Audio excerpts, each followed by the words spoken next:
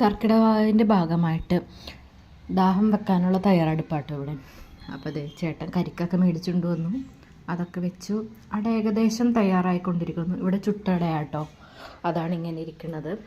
നമ്മൾ ദാഹം വെക്കാനായിട്ട് ആ രീതിയിലാണ് എടുക്കുന്നത്. പലയിടത്തും പല രീതിയാണല്ലോ. അപ്പോൾ അതെ അത് തയ്യാറായിക്കൊണ്ടിരിക്കുന്നതാണ്. ഇതിലേക്ക് ഞാൻ വലിയ കൈകളത്തിൽ കിടത്തണില്ല, എന്നുവെച്ചാൽ എനിക്ക് തൊടാൻ പാടില്ല. ഞാൻ മാറി നിന്ന് എല്ലാം വീഡിയോ എടുക്കണേ ഉള്ളൂ കേട്ടോ. അപ്പോൾ അവസാനം വന്നത് ഞാൻ ബാക്കി നമുക്ക് കഴിക്കാനുള്ളതൊക്കെ ഞാൻ ചെയ്തുകൊണ്ടിരിക്കണേണ്.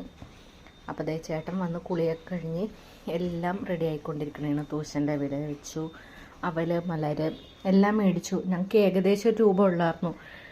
കഴിഞ്ഞതിൻ്റെ മുമ്പത്തെ കൊല്ലം വരെ അച്ഛൻ ഇവിടെ കറക്റ്റായിട്ടെല്ലാം ചെയ്തുകൊണ്ടിരുന്ന ദിവസമാണ്. അപ്പം അച്ഛനില്ല, അപ്പോൾ നമുക്കറിയില്ല.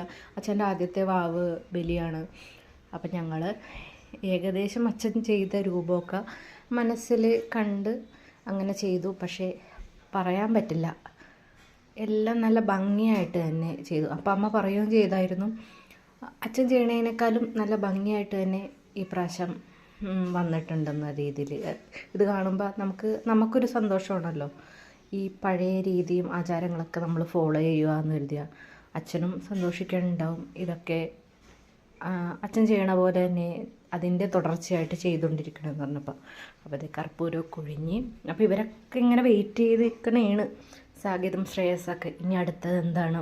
അപ്പോൾ കരിക്കൊക്കെ വെച്ച് അവൽ മലര് പഴം ശർക്കര എല്ലാം വെച്ച് ദാഹമൊക്കെ വെച്ച് തൊഴുത് പ്രാർത്ഥിച്ച് സാഗീതിനെയും ശ്രേയസിനെയും അമ്മ ചേട്ടൻ എല്ലാവരും അത് പോയിട്ട് പൂജിച്ച് പിന്നെ കുറച്ച് നേരം ഞങ്ങൾ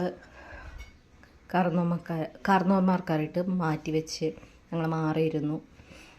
എന്നിട്ട് ആട കഴിച്ചു, കരിക്കും വെള്ളം കഴിച്ചു, അവല മലരെല്ലാം കഴിച്ചു. അങ്ങനെ ഇന്നത്തെ വാവിൻ്റെ ഇത് കഴിഞ്ഞു.